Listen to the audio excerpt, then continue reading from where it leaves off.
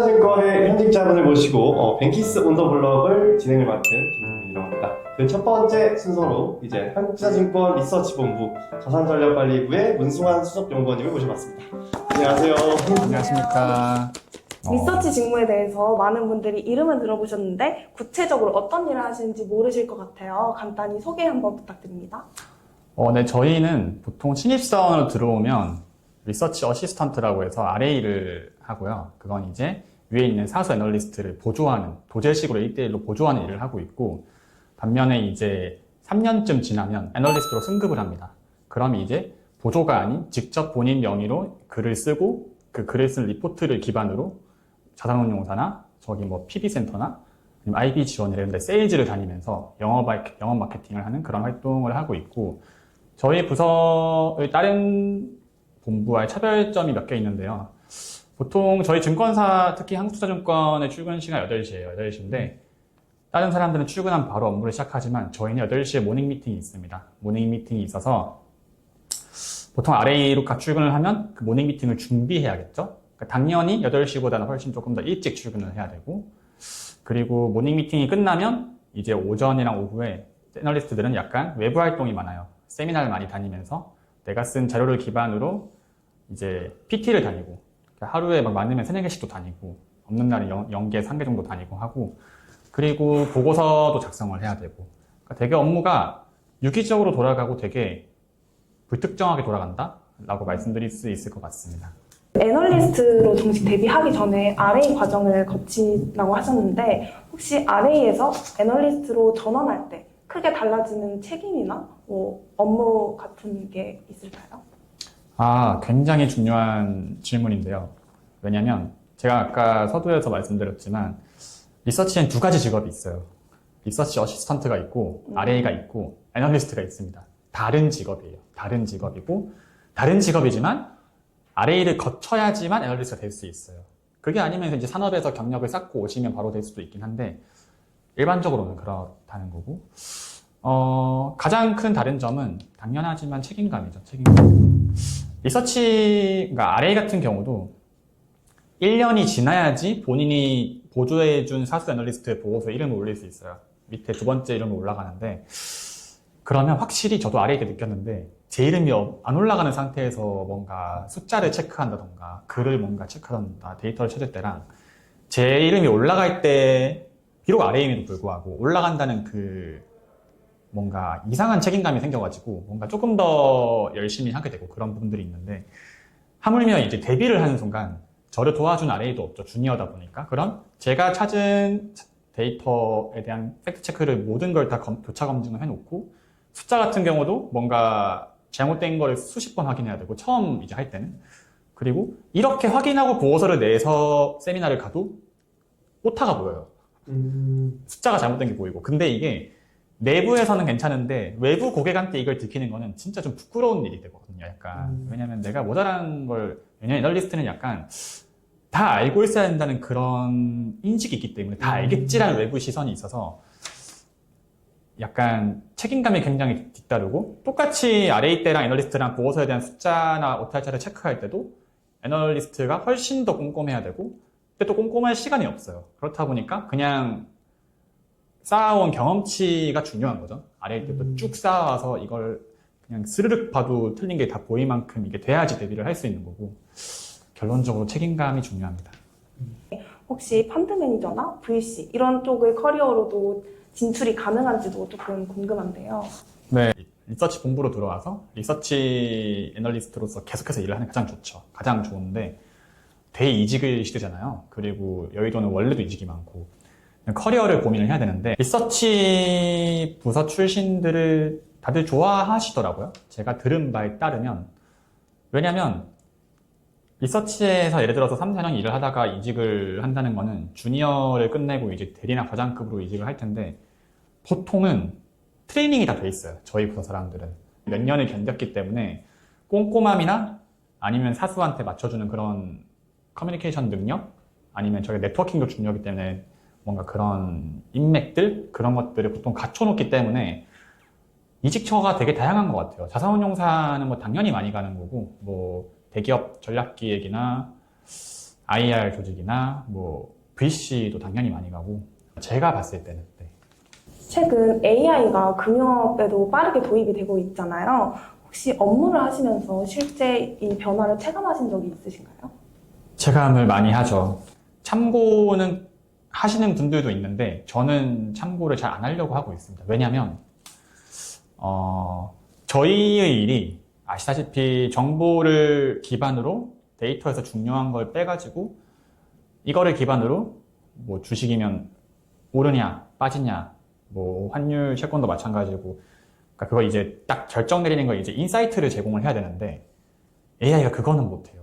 그러니까 이러이러해서 해가지고 이 주식이 오를 것 같다는 결정은 해줄 수가 없거든요. 왜냐하면 이거는 AI가 평생 뭐 언젠가 정복할지 모르겠지만 그게 정복되는 순간 모든 주식을 자유자재로 트레이딩이 가능할 거예요. 그 AI는. 그럼 어마어마한 부자가 되겠죠.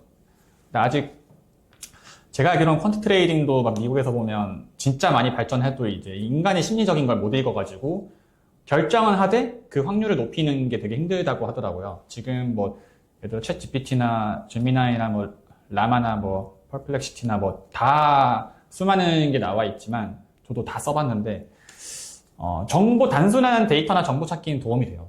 도움이 되고 이거를 적용했을 때는 충분히 뭔가 일을 하는 데 있어서 큰 도움이 되겠지만 저희의 일의 본질은 인사이트를 도출하는 건데 그거를 못 해줘요. 그래서 도움이 될 수 있겠지만 저희 인간 애널리스트가 하는 일을 대체하기는 사실 불가능하다라고 지금은 생각을 하고 있고 오늘 정말 많은 얘기 들려주셔서 감사합니다. 마지막으로 리서치 직무를 꿈꾸는 대학생이나 취준생 분들에게 전하고 싶은 한마디 해주실 수 있나요? 불과 저도 이제 취업한 지 4년 차인데요.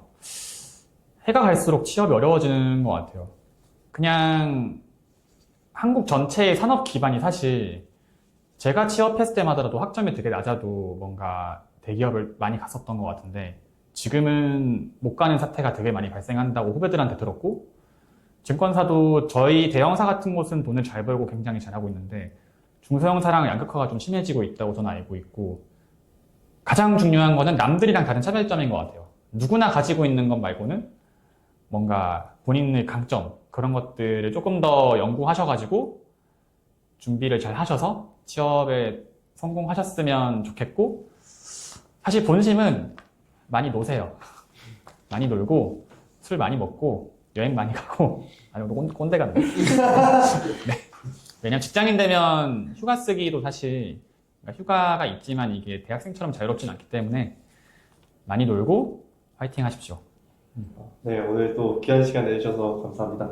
네, 한국사증권 현직자를 만나보는 시간이었는데요. 네, 첫 번째 순서로 이제 문승환 수석연구원님 만나봤는데 네, 좋은 시간 내주셔서 감사합니다. 저희는 다음 컨텐츠로 찾아뵙겠습니다. 감사합니다. 취준은 누구나 사실 방법이 비슷하죠. 뭐 아까 말씀 주신 대로 자격증들을 준비를 하고 그걸 기반으로 학회를 한다든지 그걸 기반으로 또 인턴을 한다든지 근데 제가 해드리고 싶은 말은 사실 하나가 있긴 해요. 하고 싶은 일을 정해서 취준을 하셔야 돼요. 꼭 취준이 아니라도 뭐 대학원을 간다든지 저 같은 경우는 공대를 졸업하고 이제 뭔가 제조업 반도체 회사를 현장 취직도 해봤고 아니면 변리사 공부도 다시 해봤었고 로스쿨도 잠깐 준비해봤었고 되게 다양한 걸 해보다가 재미없어가지고 또 이제 결국엔 학회를 들어갔다가 인턴을 하고 증권사에 오게 됐는데요. 제가 지금 채용 설명회나 아니면 신입사원 강의도 하는데 항상 하는 말이 다 일단 해봐야 되는 것 같아요. 다 부딪혀봐야지 내가 이게 맞는지 아닌지 알 수 있어요. 그런 것들을 검증할 수 있는 데는 대학생 때밖에 없어요. 많이 도전해보십시오. 네, 한국사증권 현직자분을 만나보는 코너 뱅키스 온 더 블락의 두 번째 코너인데요. 저희 한국사증권의 매크로 트레이딩 본부 해외 채권 트레이딩부 황문준 대리님 모셔봤습니다. 반갑습니다. 반갑습니다. 지금 맡고 계신 직무 소개 간단히 부탁드립니다. 안녕하세요. 저는 지금 한국투자증권 해외채권 트레이딩 부에 있는 황문준 대리라고 하고요.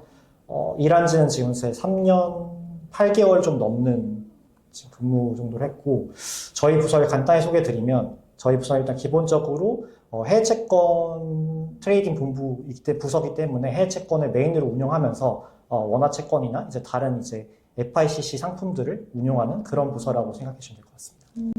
우선 해외 채권 트레이딩이라고 하면 네. 조금 낯설게 느껴지기도 하는데요. 네. 혹시 대리님의 하루 일과를 요약하면 어떻게 되실까요? 하루 일과는 일단 기본적으로 사실 그러니까 트레이딩 부서긴 한데 저도 아직 주니어거든요. 그래서 일단 기본적으로 아침에 오면 저희 부서 관련 포지션 파일들을 만들고 이제 운용을 위한 모든 셋업 단계를 거칩니다. 그래서 저희가 이제 해외 채권이다 보니까 미국장에서도 매매를 하고 이제 아시아장에서도 매매를 하는데 그거의 전날에 모든 매매를 다 이제 업데이트를 해서 저희 부서분들이 볼 수 있게끔 자료를 준비하고요. 그리고 각종 시장 데이터에 대한 이제 기본적인 시장 자료들까지 셋업을 하는 거 이제 보통 아침 9시 전에 이뤄지는 일입니다. 그 다음부터는 이제 저도 저희 이제 운용하는 걸 운용 포지션을 북이라고 표현을 하는데, 북 관련된 매매를 하고, 일단 기본적으로 이제 시니어 트레이더 분들의 그 매매 활동을 서포트하는 게 메인 업무이기 때문에 거기서 생기는 모든 이제 수반 업무를 한다고 생각하시면 될 것 같습니다. 그럼 다음 질문으로 네. 트레이딩 부서라고 하면 조금 항상 긴장감이 좀 감돌 것 같은데요. 네. 실제로 근무 환경이 어떤 분위기 속에서 이루어지는지 궁금합니다. 일단 말씀하신 대로 이제 저희가 지금 한국장의 채권을 거래하기 때문에 장이 열렸을 때 굉장히 이제 좀 긴장감이 흐르는 건 사실입니다. 긴장감도 흐르고 시장이 만약 급변하는 상황이 오면 이제 주변에서 탄식도 가끔 들릴 때도 있고 저희가 기본적으로 투자의 개념보다 약간 트레이딩에 가까운 매매를 하기 때문에 매매 횟수가 좀 잦은 편이거든요. 그래서 하루에도 이제 그런 그 부서의 분위기가 왔다 갔다 하는 거를 체감적으로 느낄 수 있고 일단 기본적으로 확실히 스트레스 관리가 좀 제일 중요한 그 역량인 것 같아요. 왜냐하면 손익 변동성이 계속 발생하고 그리고 그거에 대해서 이제 본인도 감내를 해야 되고 뭐 그런 부분이 있다 보니까 그런 것이 저도 처음 들어왔을 때 제일 힘들었던 부분인 것 같아요. 그럼 야근은 별로 없는 부서인가요? 저희는 일단 해외 채권 트레이딩 부라서 해외 채권이 메인이다 보니까 미국에 이벤트가 있을 때 대응을 실제로 하는 편이에요. 그래서 그런 부분에서는 사실 밤에도 일을 해야 되는 상황일 수도 있고 다만 이제 별 이벤트가 없고 이제 본인이 계속 꾸준히 그냥 팔로우는 하되 이제 워라밸을 관리한다면 뭐 충분히 괜찮은 직무라고 생각했습니다. 다만 이제 좀 성실해야 되는 것 같아요. 왜냐면 시장을 매일매일 봐야 되고 그거에 대해서 어떻게 보면 사실 약간 대학생분들도 그런 거 있잖아요. 약간 트렌드 세터 분들이 있잖아요. 약간 트렌드를 항상 놓치면 안 되는 것 같아요. 네, 그래서 저만 이제 한 며칠 시장 안 보고 이러면 트렌드를 못 따라갈 수 있으니까 그런 거는 좀 이제 알아서 잘 해야 돼요. 다음 질문으로는 트레이더라는 직무 특성상 빠르고 정확한 의사결정이 중요할 네. 것 같아요. 그래서 혹시 업무를 하면서 힘들었던 순간이 있으셨는지 궁금합니다. 그쵸. 힘들었던 순간은 이제 말씀하신 대로 이게 아마 서포터즈 분들도 주식을 하셨겠지만 버는 날도 있겠지만 이제 잃는 날도 있거든요. 그러면 이제 거기서 오는 이제 당연히 스트레스가 좀 힘들었던 적은 있고요. 그리고 생각보다 이게 저희도 개인 주식을 하면 물론 이제 뷰를 공유하고 하지만 사실 혼자 한다는 생각을 하게 되는데 사실 트레이딩 부서에서 굉장히 의사소통을 많이 하는 편이거든요. 서로의 이제 뷰도 공유하고 그리고 말씀하신 대로 사실 시장과의 싸움이다 보니까 되게 멀티태스킹 능력이라든지 윗분 시니어분들이 이제 요청하시는 거에서 빠르게 대응해야 되는 능력이 중요해요. 그래서 저도 사실은 대학생 때는 사실 레포트나 과제나 시험 준비할 때 여러 가지 일을 동시에 진행한다기보다는 하나를 딱 집중해서 마치고 그리고 시간 관리도 이제 본인의 그 시간 관리답게 하면 되는데 여기는 제한된 시간 안에 모든 여러 일을 딱딱딱 정확하게 해야 되다 보니까 그런 게 처음에 좀 힘들었죠. 네. 그래서 말씀하신 대로 꼼꼼함도 필요한 역량인 것 같아요. 힘든 순간 여쭤봤는데 그럼 네. 또 반대로 보람찼던 순간이 언제였는지 궁금합니다.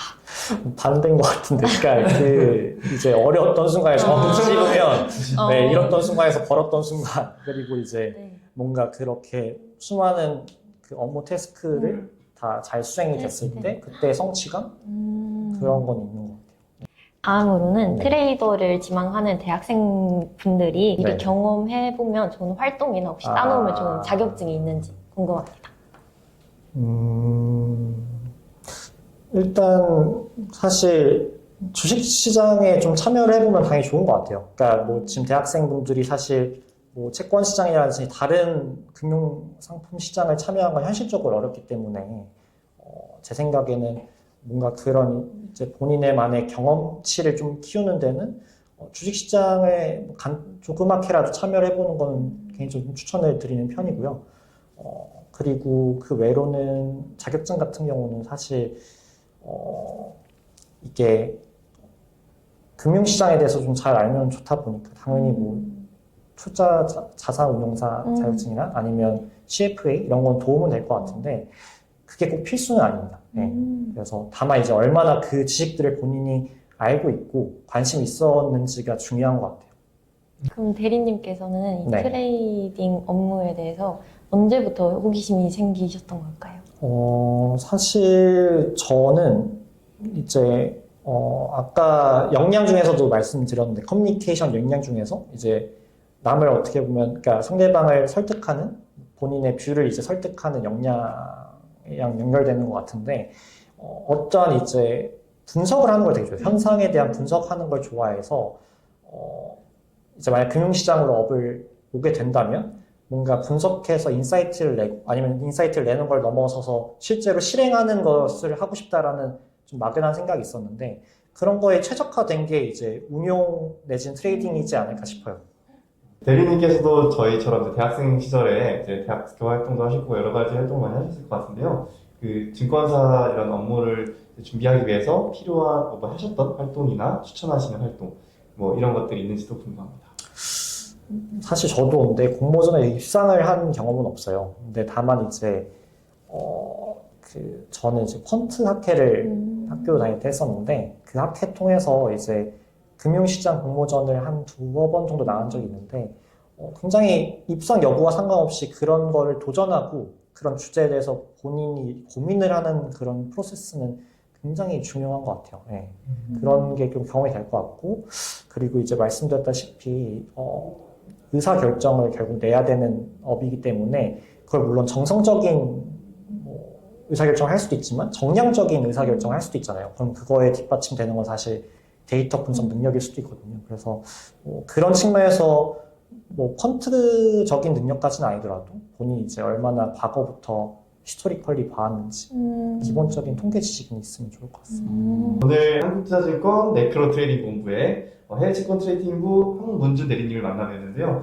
네, 또 좀 귀한 시간 내주셔서 참 감사의 말씀을 드리고 싶고요. 네, 또 저희 또 다음 좋은 컨텐츠로 찾아뵙도록 하겠습니다. 감사합니다. 감사합니다. 제 생각에는 저도 이제 직장 생활하면서 좀 와닿는 건데 그 시기만 할 수 있는 게 있어요. 그래서 당연히 커리어 패스를 쫓는 것도 좋지만 대학생 때 정말 많은 경험들을 사실 할 수 있거든요. 당연히 노는 것도 포함되겠지만 여러 가지 분야를 도전해보고 운을 많이 두드려 봐야지 결국 자기가 뭘 하고 싶은지를 아는 것 같아요. 그리고 그렇게 경험을 해야지 본인이 확실히 아니라고 생각한 걸 잘 소거해 나가는 것도 굉장히 중요하거든요. 그러니까 최선을 찾는 것도 중요하지만 최악을 소거하는 것도 되게 중요하기 때문에 저도 이제 앞선 인터뷰 분이 말씀하셨다고 듣긴 했는데 많은 경험을 해보시라 추천드리고 싶습니다. 한국투자증권 현직자분들을 만나보는 코너 뱅키스 온 더 블럭 세 번째 분인데요. 한국투자증권 IB본부 기업금융부 IPO를 담당하고 계신 장민준 대리님을 모셔봤습니다. 저도 이제 가장 일하고 싶은 부서 중에 하나예요. 모르시는 분들을 위해서 간략하게 자기소개 한번 부탁드리겠습니다. 예, 저는 한국투자증권 IB 1본부에서 근무하고 있는 장민준 대리라고 합니다. 저의 주요 업무는 IPO를 맡아서 하고 있습니다. 네, 그럼 이제 본격적으로 질문 드리고 싶은데요. IPO팀은 기업 상장하는 준비 과정 전반을 지원하는 중요한 부서라고 알고 있습니다. 구체적으로 IPO팀에서 어떤 업무들을 맡고 있으신지 그거에 대해서 간략하게 설명 가능할까요? 한국투자증권 IPO는 크게 두 가지 업무로 나뉘고요. 하나는 주 업무인 IPO가 있고 그리고 또 다른 하나는 프리-IPO 투자가 있습니다. IPO는 크게 5가지로 좀 구분할 수 있을 것 같고 첫 번째는 이제 주간 계약을 따기 위한 제안서 작성이 있을 것 같고요. 그 다음은 주관사가 되고 나면 실사를 하고 실사 보고서를 쓰는 과정, 그리고 상장 예비 심사 신청하고 거래소 심사 대응을 하는 과정. 그 이후에 이제 승인 이후에는 금감원에 증권 신고서를 내고 금감원에 대응을 하는 과정, 마지막은 공모단에서 이제 마케팅, 세일즈를 하는 업무가 있고요. 프리IPO 투자 같은 경우에는 저희 하우스가 조금 제일 적극적으로 많이 하고 있기는 한데 비상장 기업들 발굴해서 투자도 하고 하는 업무네. 그럼 별개로 조금 궁금한 건데 어떤 부분에 맞느냐에 따라서 또 어떤 일을 하는지도 당연히 달라질 거라고 생각이 듭니다. 그 상황 속에서 이제 야근하는 비율이라든지 이런 부분에 대해서도 되게 많이 궁금해 해주셨는데 혹시 어떤가요? 야근. 근데 야근이 생각보다 이게 프로젝트에 따라서 너무 다르긴 한데 어떤 프로젝트의 진행 단계가 좀 중요한 단계에 이르렀을 때는 당연히 야근을 할 때도 있고 뭐 그게 많이 늦어질 때도 있기는 한데 또 프로젝트가 어느 정도 마무리되거나 하면은 또 여유 시간이 생길 때도 있어서 그게 조금 왔다 갔다 하는 것 같아요. 어떤 막 비율로 퍼센티지로 우리가 뭐 365일 중에 며칠을 야근합니다 이러지는 않을 것 같고요. 시장 상황에 따라서 좀 다를 것 같고요. 네, 야근이 없진 않을 겁니다. 답변 감사드립니다. 이 부분도 되게 많은 분들이 궁금해 주셨는데 한국의 이제 주식시장에 상장을 하고 나면 첫날에 굉장히 이제 또 주가가 많이 오르는 그런 일련의 경향성을 띄고 있다고 알고 있습니다. 이제 그런 현상을 현직자 시각에서 바라봤을 때 좀 어떤 이유 때문이라고요? 어떤 현상이라기보다는 이게 IPO 시장 자체는 아마 일반 투자자분들도 증권 신고서를 읽어보시면 알겠지만 기업 가치 대비 IPO 할인율이라는 거를 적용하게 되어 있거든요. 그래서 그 할인율을 적용해서 조금 그 부분이 반영되다 보니 첫날에 변동성이 더 있는 것 같고요. 또 투자자들이 판단하시기에 기업 가치, 좀 적정한 기업 가치 수준이 있으실 테니 뭐 항상 오르진 않습니다. 뭐 좋은 기업일수록 당연히 당일에 조금 더 평가를 받는 거는 맞고. 그러면 또 다음 질문 드리도록 하겠습니다. 그러면은 이제 경영학과에 재학 중인 학생들 같은 경우에 전공 수업 같은 데서 굉장히 투자 보고서를 작성해보고 매수를 할지 매도를 할지 이런 과정을 겪는 경우가 많은데 그러면 밸류에이션을 할 때 가장 비중 있게 고려하는 지표나 기준 같은 거 혹시 있을까요? 이게 국내 IPO 시장 같은 경우는 대부분 밸류에이션 툴이 거의 PR로 하는 경우가 대부분이고요. 그러다 보니까 아무래도 회사의 현재 실적, 그 다음에 향후의 회사의 성장성, 이 부분이 가장 중요한 지표로 좀 작용을 하는 것 같습니다. 뭐, EV, EBITDA를 쓴다고 해도 결국에는 이익단이 가장 중요하기 때문에 그 부분을 제일 좀 중요하게 보는 것 같습니다. 그럼 뭐 성장성을 확인하는 과정에서 이제 현재 수익이 어느 정도인지를 가장 중요하게 보는 말씀이신가요? 뭐 회사의 특성마다 다를 것 같습니다. 일반적으로 수익을 내서 상장을 하는 그 트랙을 사용하는 기업들도 있고 또 기술력이 뛰어나서 기술 평가를 바탕으로 상장하는 기업들이 있기 때문에 어떤 기업이냐 또는 어떤 산업이나 섹터에 속해 있냐에 따라서 현재 실적이 중요한 기업들도 있을 거고 미래의 이제 추정 실적이 중요한 기업들도 있을 것 같고요. 근데 결국에는 현재 실적이 중요하다고 해도 성장을 해야 주가가 계속 같이 우상향을 할 것 같아요. 네.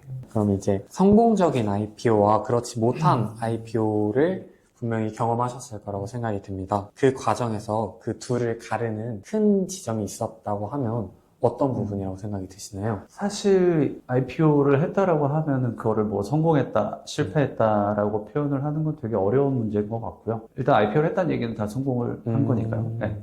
근데 다만 제 개인적으로 조금 선호하는 IPO는 상장 이후에도 조금 투자자들 공감대 형성하면서 주가도 우상향하고 기업들 실적도 계속 꾸준히 성장해주는 IPO가 제일 베스트 IPO인 것 같고요.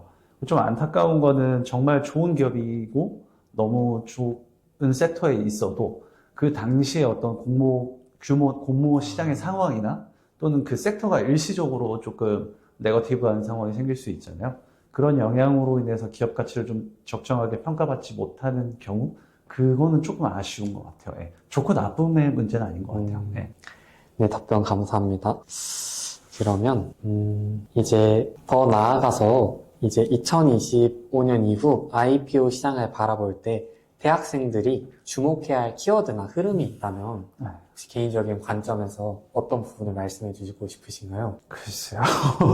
이게 제가 뭔가 말씀드리긴 되게 부담스럽긴 하지만 그냥 키워드라기보다는 그냥 주로 어떤 섹터 위주가 될 것 같냐는 보통 주식시장에서 조금 투자자들이 우호적으로 생각하는 섹터들이 똑같이 IPO 시장에서도 조금 긍정적이긴 하거든요. 그 관점에서는 뭐 화장품이나 조선이나 방산이나 뭐 AI, 로봇, 바이오 등 좀 이런 섹터들 위주의 키워드가 좀 형성되지 않을까 싶습니다. 네. 답변 감사합니다. 그리고 최근에 금융업계 전반에 AI랑 데이터 분석 도입이 빠르게 진행되고 있어서 앞전 직무에 있으신 분들도 되게 다양한 부분에 있어서 말씀해 주셨습니다. IPO 업무에서도 이런 기술들이 활용되고 있는지, 혹시 도입되고 나셔서 체감적인 변화가 있는지 궁금해요. 제가 조금 올드해서 이런 사용률이 좀 떨어질 수는 있는데요. 이렇게 같이 일하는 동생들이나 이렇게 보면은 저희는 특히 어떤 산업을 분석하는 경우나 뭐 시장을 분석하는 경우가 되게 많은데 그 경우에 특히 도움이 많이 되는 것 같고요. 근데 그 외의 사안들은 저희가 맡은 회사에 대한 보안 사항들이기 때문에 그 부분들을 활용하는 거는 당연히 하면 안 되는 부분이고요. 거의 산업 분석, 시장 분석. 근데 그것도 되게 도움이 크게 되긴 합니다. 네. AI 같은 경우에는 또 보안이 또 중요한 부분이니까. 예, 맞습니다. 네. 그럼 이제 많은 학생들이 기다렸던, 저희 질문 주셨던 많은 학생들이 기다렸던 조언, 그리고 취업 관련해서 질문 몇 가지 드리고 싶습니다. 금융권, 특히 IB 분야를 준비하는 학생들이 미리 갖추면 좋은 자격증 혹은 경험, 예를 들어서 이런 대외활동이라든지 공모전이라든지 이런 것들이 있다면 뭐 한 3가지 정도 추천해 주실 수 있을까요? 제가 갖춘 게 없어서 이렇게 뭔가를 갖추라고 얘기를 하는 게 되게 선을 넘는 것 같기는 한데, 근데 일단은 금융업에 오고 싶다는 것 자체가 이쪽 산업에 관심이 있다는 거니 당연히 좀 금융 관련 자격증들 중에 유명한 자격증들 있잖아요. 취업 준비생들 사이에 뭐 CFA나 뭐 AICPA나 그 외에 국내에도 투자 관련된 많은 자격증들이 있으니까 그쪽을 공부하면 뭐 아무래도 조금 현업에서 소통하는데 용어나 이런 부분들이 훨씬 편할 것 같고요. 그리고 인턴을 한다라고 한다면은 관련 업종에서 하는 게 아무래도 다른 쪽에서 하는 것보다 조금 더 유리할 것 같고요. 뭐 금융권에서 하시거나 뭐 투자업계에서 하시거나 하면은 보는 자료들이 비슷하다 보니까 조금 도움이 많이 될 것 같고요. 그 외적으로는 조금 그냥 시간 나실 때 증권사 레포트 중에 산업이나 경제, 뭐 기업에 대한 레포트들 많이 나와 있잖아요. 그쪽을 좀 많이 보시면은 확실히 소통하는 방식이나 이런 걸 좀 배우는데 도움이 되긴 하는 것 같아요. 이 정도 3개인 것 같아요. 네. 개인적으로 궁금한 건데, 이제 대리님께서 이제 취업을 하셨을 때 어떤 걸 준비하셨는지 좀. 당시 취업할 때에는 이제 자격증 같은 경우에는 CFA 자격증이 있었고요. 뭐 그 외에 인턴은 사실은 일반 산업군에서 했던 경험이 있었고, 근데 그런 것들을 이제 사람마다 너무 차이가 많이 나지만 그냥 가장 많이 준비했던 거는 제가 하고 싶은 업이었다 보니까 이 업의 어떤 흐름, 뭐 시장 상황이나 뭐 이런 것들 위주로 조금 스터디를 많이 했던 것 같습니다.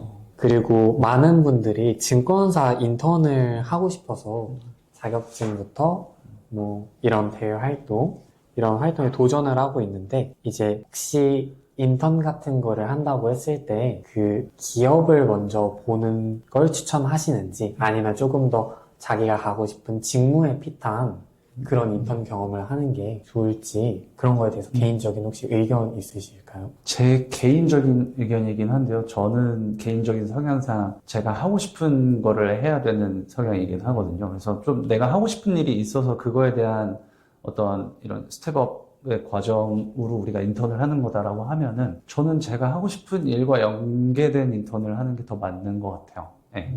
어차피 궁극적으로 취업이라는 목표가 따로 있고 지금의 인턴이다라고 한다면 하고 싶은 일을 해야 내 적성에 맞는지 아닌지를 판단할 수 있을 것 같아서 그럴 것 같습니다. 네, 오늘 한국투자증권 현직자 만나보는 콘텐츠 뱅키스 온더 블럭 세 분의 현직자 모두 다 만나봤는데요. 마지막 이제 정민주 대리님까지 모두 만나봤습니다. 오늘 또 귀한 시간 내주신 정민주 대리님께 감사의 말씀을 드리고 싶고, 저희는 다음 좋은 콘텐츠로 찾아뵙도록 하겠습니다. 감사합니다.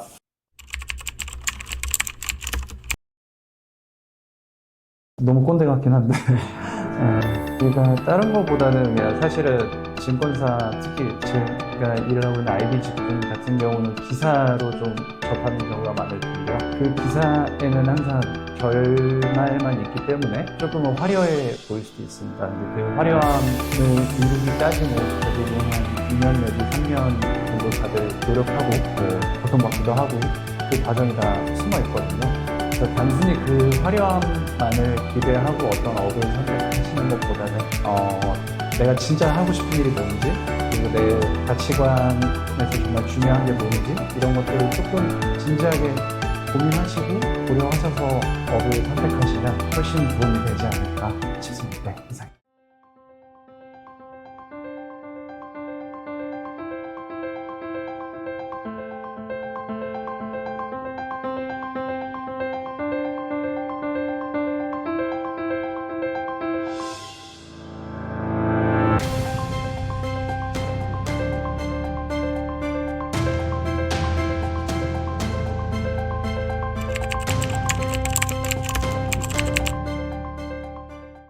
지금까지 넘버원이었습니다. 안녕.